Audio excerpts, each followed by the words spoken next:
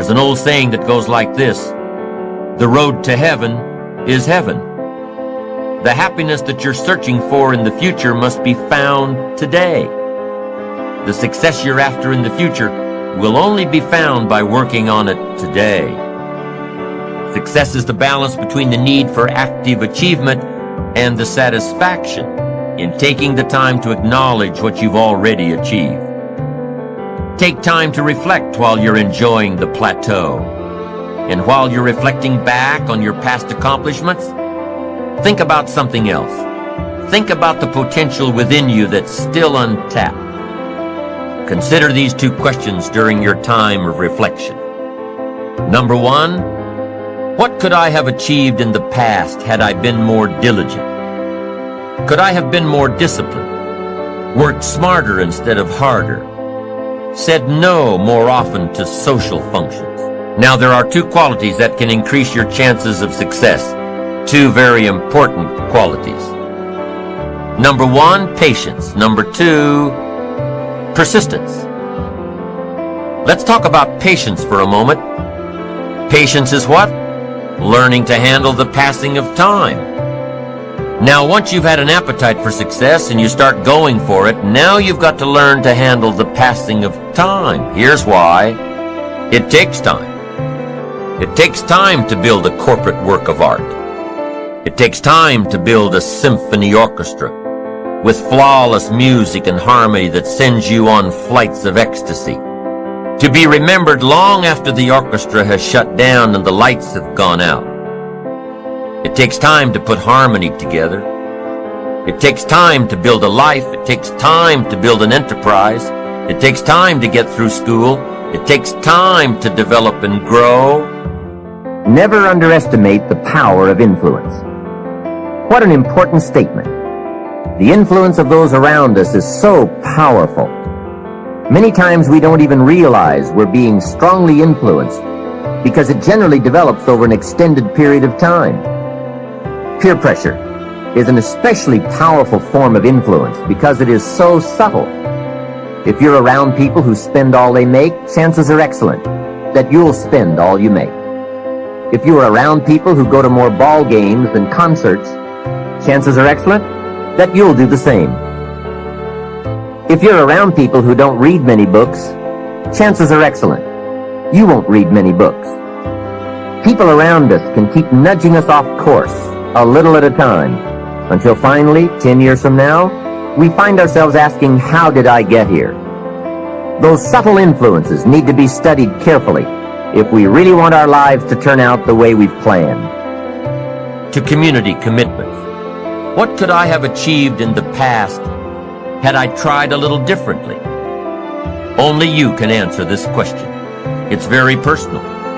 While you're reflecting and enjoying your plateau, all I'm asking is that you dig a little deeper and see if you can't be a bit more effective next time. Work a little smarter instead of a little harder.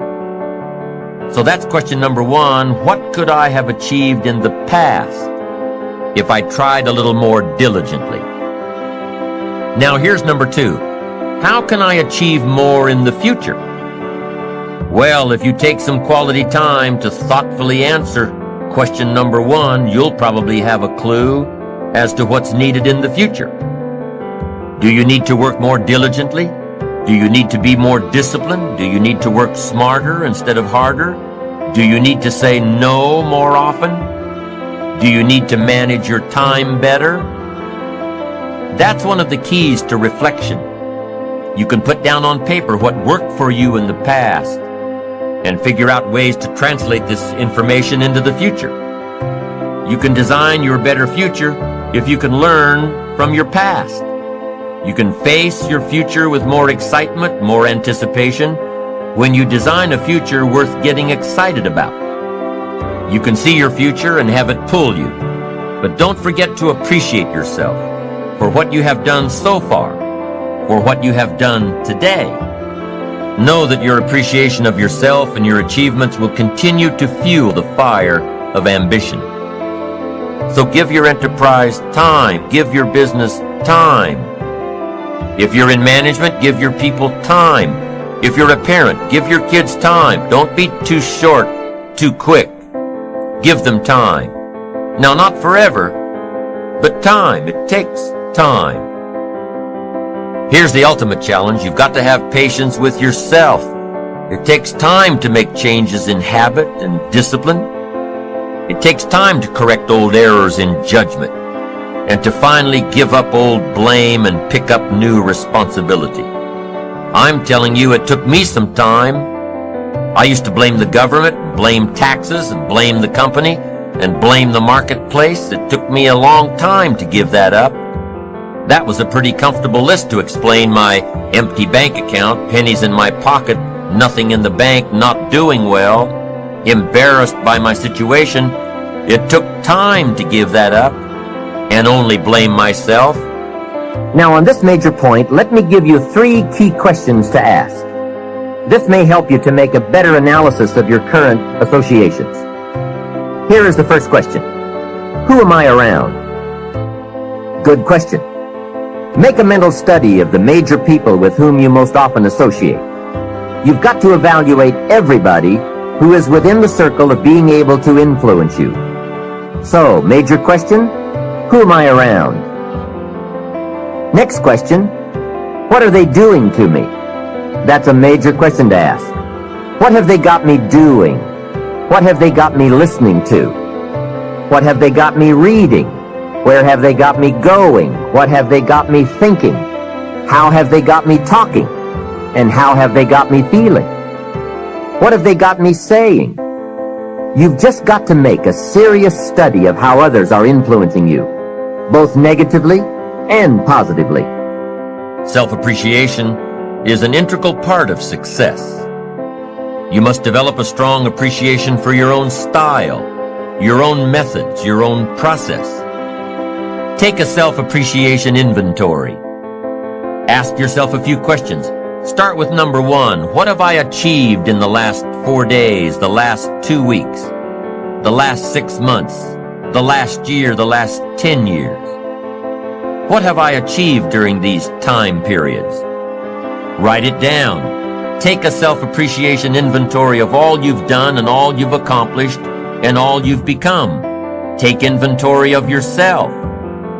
Now compare this list to your goals. Have you accomplished all you set out to do in the last 4 days, 2 weeks, 6 months, 1 year, 10 years? Compare your list.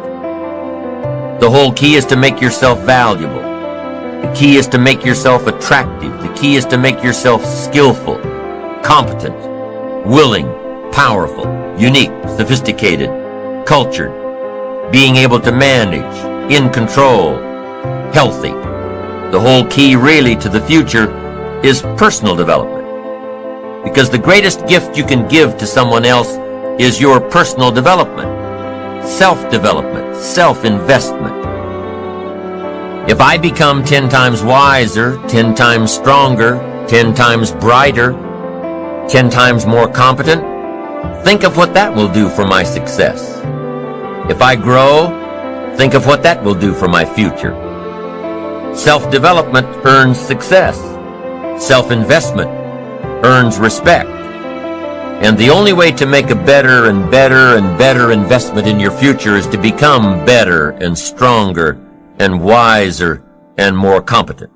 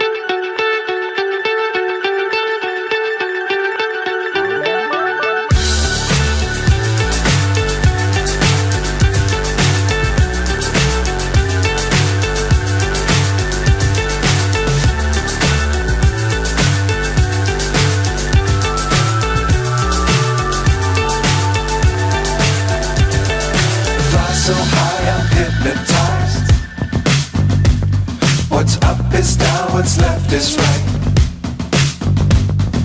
Chasing stars and holding you. I can't see the end, but we'll see it through.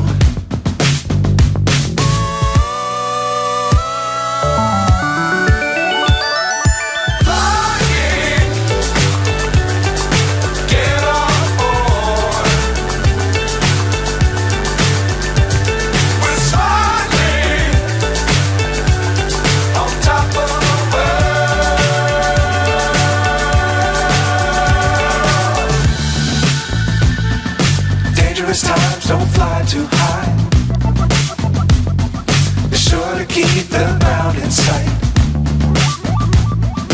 Fly forever if you keep it tight. Love the world but keep the sky on your mind.